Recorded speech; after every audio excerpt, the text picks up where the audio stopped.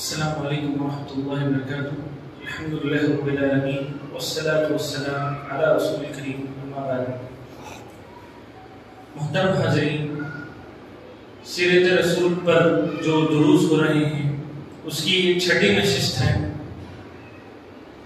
آج اس نشست میں ہم جو مکے سے متعلق چند اہم چیزیں ہم پڑھ رہے تھے، مکے کی تاریخ سے متعلق، حجاز سے متعلق، مدینے سے متعلق، تو وہاں کے جو سیاسی حالات ہم نے جانے، وہاں کے عمومی حالات کو ہم نے جانے. اب ہم یہ جانیں گے کہ وہاں کی دینی حالات کیا تھے، وہاں دین کیسے تھا.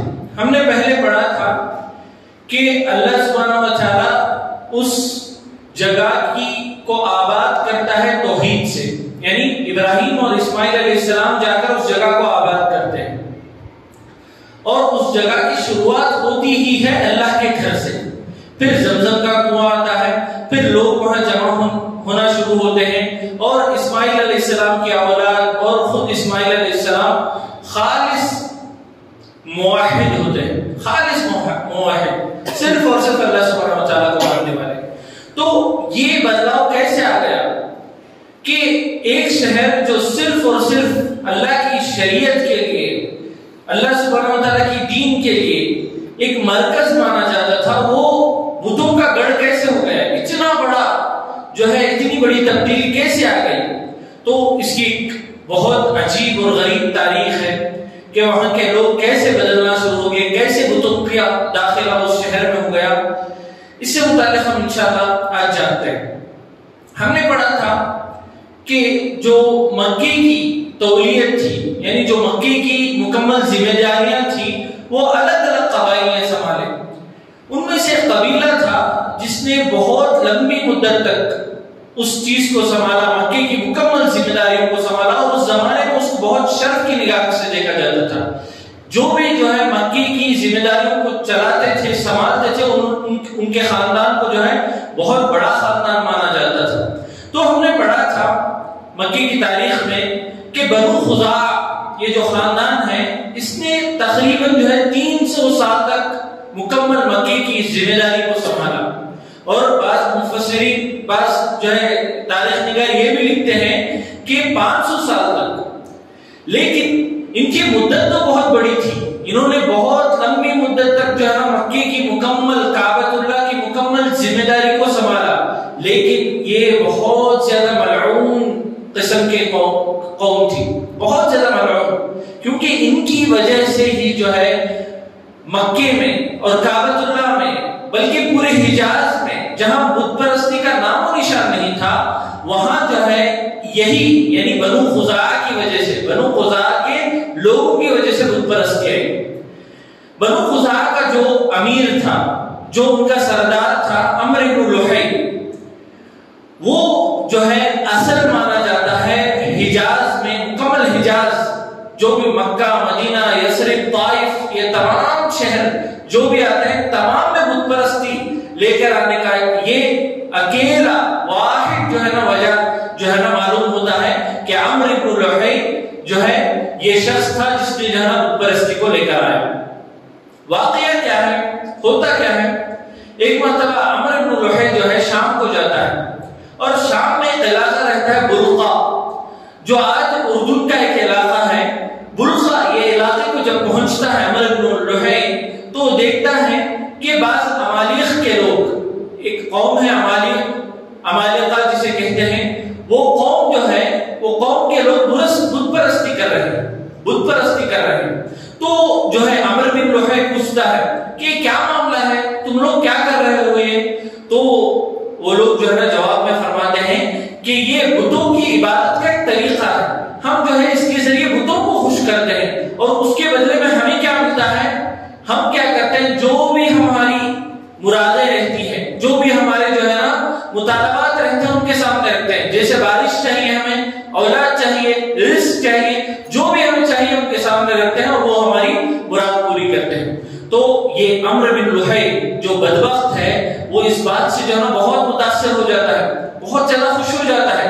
تو کیا کرتا ہے، وہ جو ہے نا ان سے سوال کرتا ہے کہ مجھے بھی تم ایک بت دو، تو وہ ہبل نامی ایک بت اسے دے دیتے ہیں. تو بت لے کر آتا ہے، لے کر آ کر جو ہے نا سب سے پہلے اسی نے جو ہے نا بت لے کر آ کر جو ہے نا مکے میں ایک جگہ وہ رکھ دیتا ہے. اور عمر بن لوہی جو ہے مکے میں بہت زیادہ مانا جاتا تھا، بہت زیادہ اس کی بات جو ہے نا مکمل طور پر مانتے تھے.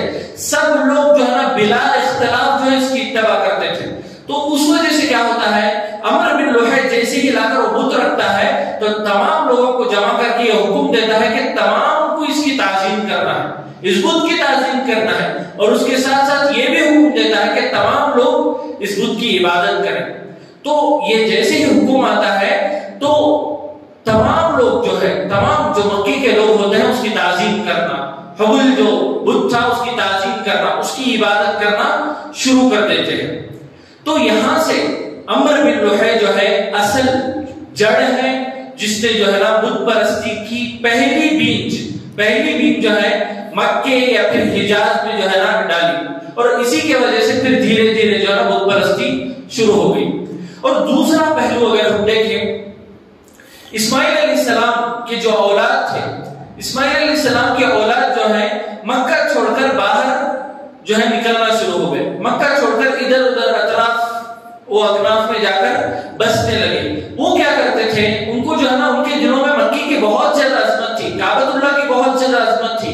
تو کعبۃ اللہ کی ان کے پاس جو دل میں محبت تھی اس کی وجہ سے وہ کیا کرتے تھے، مکے کا کوئی ایک پتھر لے کر چلے جاتے تھے اپنے ساتھ. کون؟ اسماعیل علیہ السلام کے اولاد.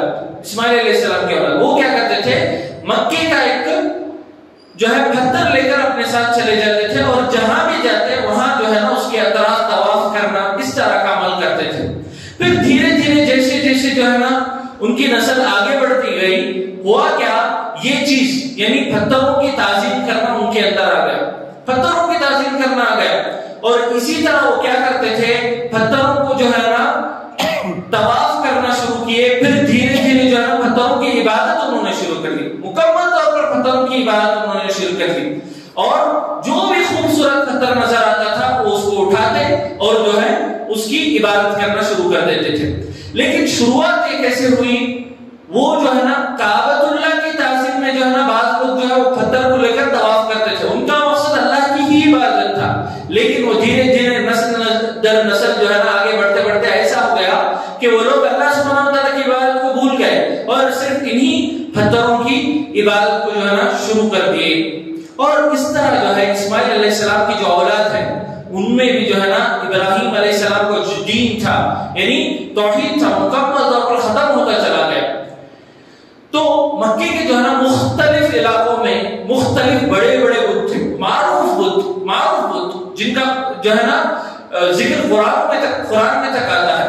دومت الجندل ایک جگہ ہے، وہاں جو ہے بنو کلب بن وبرا یہ قوم ہے، ان کا بت تھا ود، وہاں نسب تھا وہ. اور روحات ایک مقام ہے، وہاں جو ہے بنو حزیل ان کا بت تھا سوا. بنو تے یہ قبیلہ تھا اور اسی طرح بنو عنام یہ دونوں ایک ہی قبیلے تھے. تو ان لوگوں کا ایک بت تھا یغوث. اور اسی طرح حمدن ایک قبیلہ تھا جو بنو حیوان کے قبیلے سے تعلق رکھتا تھا، ان کا بھی جو ہے نا ایک بت تھا یعروق. اور اسی طرح حمیرہ ایک جو ہے نا قبیلہ تھا، ذوالکلا اور حمیرہ یہ دو قبیلے تھے، ان کا بھی جو ہے نا ایک بت تھا نصر. تو اس طرح ود، سواع، یغوث، یعروق، نصر یہ جو ہے نا مکے کے بڑے معروف بہت معروف جو ہے نا بت ہے. اور اسی کا ذکر جو ہے نا سورہ نوح میں آتا ہے. اللہ سبحانہ وتعالی نے فرمایا وَقَالُوا لَا تَذَرُنَّ آلِهَتَكُمْ وَلَا تَذَرُنَّ وَدًّا وَلَا سُوَاعًا وَلَا يَغُوثَ وَيَعُوقَ وَنَسْرًا وَقَدْ أَضَلُّوا كَثِيرًا وَلَا يَزِدِ الظَّالِمِينَ إِلَّا ضَلَالًا. تو یہ آیت میں دیکھیے اللہ سبحانہ وتعالی اس دور کا ایک نقشہ کھینچ کر ہمیں بتا رہے ہیں. اس دور میں یہود و نصارہ کیا کہتے تھے، جو بھی لوگ بت پرستی میں ملوث تھے وہ لوگوں کو کیا کہتے تھے، وہ لوگ یعنی یہود و نصارہ کیا کہتے تھے، تم تمہارے معبودوں کو مت چھوڑو، تم تمہارے معبودوں کی عبادت کرتے رہو، اور تم ود کو بھی مت چھوڑو، سواع کو بھی مت چھوڑو، بھی نہ مت چھوڑو، وَنَصْرَ اور نصر کو بھی مت چھوڑو. اور اس کے بعد اللہ سبحانہ و تعالیٰ فرماتا ہے وَقَدْ أَضَلُّوا كَثِيرًا، اور یہ لوگوں یعنی یہود و نصارہ نے بہت سے لوگوں کو گمراہ کیا ہے، یعنی توحید سے ہٹا کر جو ہے نا مکمل طور پر بت پرستی میں لگا لیا. وَلَا تَزِدِ الظَّالِمِينَ إِلَّا ضَلَالًا، اور جو ہے نا ظالمین جو ہے نا صرف اور صرف گمراہی کی طرف ہی آگے بڑھتے ہیں. ان کے اندر جو ہے زیادتی کسی اور چیز کی نہیں ہوتی سوائے گمراہی کے. تو یہاں جو ہے اللہ سبحانہ و تعالیٰ نے جو مشہور بت تھے ان کا قرآن کے تک ذکر کر دیا، کیونکہ وہ لوگ جو ہے نا دیوانگی کے حد تک ان کی جو ہے نا پوجا کرنا شروع کر دیے. وہ لوگ جو ہے نا بے حد جو ہے نا ان کے ہر معاملے میں انہی سے رجوع کیا کرتے تھے. اس وجہ سے جو ہے نا ان کا ذکر جو ہے نا اللہ سبحانہ وتعالیٰ قرآن میں کر کے بتایا. اور اس طرح جو ہے نا اسماعیل علیہ السلام کی جو مکمل اولاد تھی اس نے بھی جو ہے نا دین ابراہیمی کو مکمل طور پر فراموش کر دیا. وہاں دین ابراہیمی مکمل طور پر ختم ہو گئی ان کے درمیان. پھر بنو خولاد ایک جو ہے نا بہت معروف قبیلہ ہے، اس کا ایک بت تھا امی انس یا امیانیس اسے کہتے ہیں. وہ لوگ کیا کرتے تھے، وہ لوگ اس بت کے نام پر جو ہے جانور کو چھوڑ دیتے تھے. مثال کوئی جانور ہے ان کے پاس، ان کی ملکیت ہے، وہ کیا کرتے تھے میں امیانیس کے نام پر یہ جانور کو آزاد کر دیتا. اس طرح وہ جو ہے نا مکمل طور پر آزاد کر دیتے تھے. تو اس کے تعلق سے بھی اللہ سبحانہ وتعالیٰ نے قرآن میں فرمایا ہے وَجَعَلُوا لِلَّهِ مِمَّا زَرَعَ مِنَ الْحَرْثِ وَالْأَنْعَامِ نَصِيبًا فَقَالُوا هَذَا لِلَّهِ بِزَعْمِهِمْ وَهَذَا لِشُرَكَائِنَا. اللہ سبحانہ وتعالیٰ نے فرمایا یہ لوگ اللہ سبحانہ وتعالیٰ کے لیے اپنی کھیتیوں میں سے یا پھر اپنے جانوروں میں سے ایک حصہ مقرر کر دیتے ہیں، اور وہ یہ گمان رکھتے ہیں کہ ہم نے چیز اللہ سبحانہ وتعالیٰ کے لیے مقرر کر دی. اور اسی طرح وہ جو ہے نا اپنی شرکا کے لیے، اپنے معبودوں کے لیے، اپنے بتوں کے لیے بھی جو ہے نا حصہ مقرر کرتے تھے. وہ لوگ کیا کرتے تھے اللہ کے لیے بھی حصہ نکال دیتے تھے. جب کھیتی باڑی ہوتی تھی تو اللہ کے لیے بھی حصہ نکال دیتے تھے. تو اور اسی طرح وَهَذَا لِشُرَكَائِنَا، اور ہمارے جو یہ بت ہیں ان کے لیے بھی حصہ برابر نکالا کرتے تھے. تو اس کی بھی مکمل طور پر نفی کرتے ہوئے اللہ سبحانہ وتعالیٰ نے فرمایا کہ یہ لوگ ایسے ہیں جو اللہ کے لیے بھی ایک حصہ نکالتے ہیں اور اللہ کے طرح جو ہے نا ان کے بتوں کے لیے بھی ایک حصہ نکالتے ہیں. تو یہ واضح جو ہے نا شرک ان کے اندر داخل ہو گیا. اور قریش جو حبل جو عمر بن لحی لے کر آیا تھا بت، وہ اس کی جو جہاں عبادت کر رہے تھے وہاں جو ہے انہوں نے اور دو بت بھی جو ہے نا شامل کر لیے، اور دو بت بھی حبل کے ساتھ اور دو بت بھی شامل کر لیے. وہ دو بت کا نام کیا تھا؟ اساف اور نائلہ. اساف اور نائلہ. اس سے متعلق ایک روایت آتی ہے. یہ روایت جو ہے نا محمد ابن اسحاق اس روایت کو حسن طریقے سے لے کر آتے ہیں. عائشہ رضی اللہ عنہا فرماتی ہے اساف اور نائلہ سے متعلق عائشہ رضی اللہ عنہا فرماتی ہے کہ اساف اور نائلہ جو ہے نا جرہم قبیلے کے دو افراد تھے. یعنی اساف جو ہے ایک مرد تھا اور نائلہ جو ہے نا ایک عورت تھی. انہوں نے کیا کیا، کعبۃ اللہ میں جو ہے نا انہوں نے بدکاری کی. اس کی وجہ سے اللہ سبحانہ وتعالیٰ نے ان کو جو ہے نا پتھر بنا دیا. پھر اس کے بعد جو ہے نا ان لوگوں کی قریش کی عبادت شروع کر دی. تو ان کے اوپر نقید کرتے ہوئے عائشہ رضی اللہ عنہ نے فرمایا جن کی تم عبادت کر رہے ہو انہوں نے بدکاری کی اور ان کی اس کی سزا کے طور پر انہیں پتھر بنا دیا ہے، تم ایسے لوگوں کی عبادت کر رہے ہو. تو اس سے ہمیں اچھی طرح یہ بات معلوم ہوتی ہے کہ ان لوگوں کے اندر دین اس حد تک ختم ہو گیا تھا وہ کسی کی بھی عبادت کرنے کے لیے تیار تھے. تو یہ بعض بڑے بڑے بت تھے جن کا ذکر جو ہے ہمیں قرآن، حدیث اور جو ہے تاریخ میں مکمل طور پر ملتا ہے. اور اس کے علاوہ بھی ایسے کافی بت تھے، کافی چھوٹے چھوٹے بت تھے جو بعض لوگوں نے اپنے گھروں میں رکھ لیے تھے، بعض سرداروں نے اپنے جو ہے نا قوم کے لیے خاص کر لیے تھے کہ یہ ہمارا قوم کے لیے یہ بت ہے. اس طرح جو ہے نا بہت سارے بت تھے. تو ان تمام بتوں کے پورے ماحول میں، بت پرستی کے ماحول میں جب رسول اللہ صلی اللہ علیہ وسلم توحید کا پیغام لے کر آئے تو انہوں نے کیا کیا، اجل الہۃ الہ واحد ان ھذا لشیء عجاب. ان لوگوں نے کیا کہا کہ یہ محمد جو دین لے کر آئے ہیں اس میں کیا ہے کہ ہم جو ہے تمام ہمارے معبودوں کو چھوڑ کر ایک معبود کی پرستش کریں. یہ کتنی عجیب بات ہے. وہ لوگ جو ہے نا بارش معبود، اولاد کے لیے ایک معبود، رزق کے لیے ایک معبود، اس طرح جو ہے نا الگ الگ بت جو ہے نا مقرر کر لیے تھے. لیکن جب توحید لے کر آئے تو ان کو جو ہے نا یہ معاملہ بہت عجیب گزرا، ان کے اوپر جو ہے نا یہ معاملہ بہت شاق گزرا. وہ جو ہے نا اتنے بتوں کی پرستش کو چھوڑ کر ایک معبود کو کیسے مان لیں گے؟ اور ان لوگوں نے باقاعدہ یہ کہا بھی کہ ہم جو ہے نا ہمارے یہ طاقت سے باہر ہے، ہم اتنی معبودوں کی جو ہے نا چھوڑ کر، اتنے بتوں کو چھوڑ کر ایک معبود کو جو ہے ہم بالکل نہیں مان سکتے. اور اسی طرح بخاری کی ایک روایت ہے، اس سے بھی ہمیں پتہ چلتا ہے کہ جو ہے نا ان کے اندر کتنی زیادہ جہالت آ گئی تھی. ابو رجا العطاردی فرماتے ہیں ان کے تعلق سے، خود ان کے تعلق سے وہ فرماتے ہیں كنا نعبد الحجر فاذا وجدنا حجرا وهو اخير منه القيناه واخذناه الاخر فاذا لم نجد حجرا جمعناه جسوة من تراب ثم جئنا بالشاة فحلبناه عليه ثم تفنى به. ابو رجا العطاردی فرماتے ہیں کہ ہم کیا کرتے تھے، پتھروں کی عبادت کرتے تھے، اور جیسے ہی ہمیں کوئی اور خوبصورت پتھر مل جاتا اور اس سے اچھا پتھر مل جاتا تو پرانا جو پتھر تھا اسے پھینک دیتے اور اس پتھر کو لے کر اس کی عبادت شروع کر دیتے. اور کہیں اگر ہم سفر میں ہیں اور کہیں ایسا ماحول ہے کہ ہمیں کوئی پتھر نہیں مل رہا ہے تو کیا کرتے تھے، مٹی کا ہم جو ہے نا ایک جو ہے نا مٹی میں جو ہے نا ایک جو ہے ہم ایک بت کی طرح بنا لیتے تھے، ایک جو ہے نا چھوٹا جو ہے نا ایک ڈھیلے کی طرح بنا لیتے تھے اور اس پر جو ہے نا ہم بکری کا دودھ دھوتے تھے اور اس کو گھٹ بنا لیتے تھے، پھر اس کی عبادت شروع کرتے تھے. تو یہ بخاری کی روایت ہے جس سے ہمیں واضح طور پر معلوم ہوتا ہے کہ کیسے لوگ جو ہے جہالت میں پڑ گئے تھے، جس کی وہ تھوڑی دیر کے لیے عبادت کر رہے تھے اسی کو بعد میں جو ہے نا وہ پھینک کر اپنی پیروں میں لے کر آ جاتے تھے اور دوسرے پتھر کو اختیار کر لیتے، اور پتھر نہ ملنے پر جو ہے نا وہ مٹی کو بھی جو ہے نا دودھ میں ملا کر اسے بھی جو ہے نا اس کی بھی عبادت شروع کر دیتے تھے. اور کئی احادیث اور تاریخ کی روایتوں سے واضح طور پر معلوم ہوتا ہے یہ تمام جو ہے بت پرستی کا جو اصل جڑ تھا وہ کون تھا؟ عمرو بن لحی. بخاری کی ایک روایت آتی ہے، اس میں ابو ہریرہ رضی اللہ عنہ فرماتے ہیں کہ رسول اللہ صلی اللہ علیہ وسلم نے فرمایا رأیت عمرو بن عامر بن لحی الخزاعی يجر قصبه في النار وكان اول من سيب السوائب.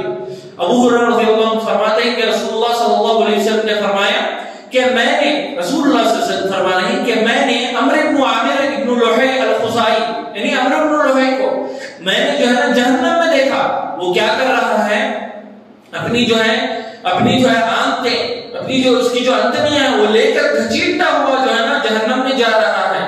اور یہ پہلا شخص ہے جس نے جو ہے معبودوں کے نام پر جانور کو آزاد کیا.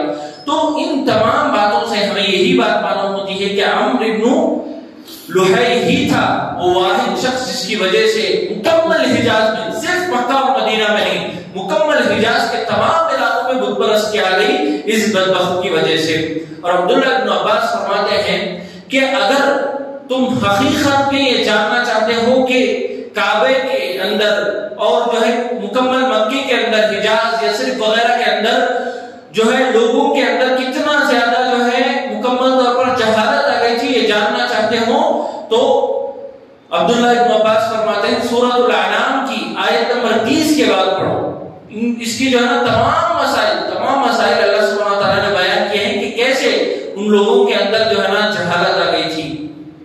اور اس سے ہمیں یہ بات اچھی طرح واضح ہوتی ہے کہ کیسے دین ابراہیمی مکمل طور پر ختم ہوتا چلا گیا اور جو ہے کیسے بت پرستی آ گئی.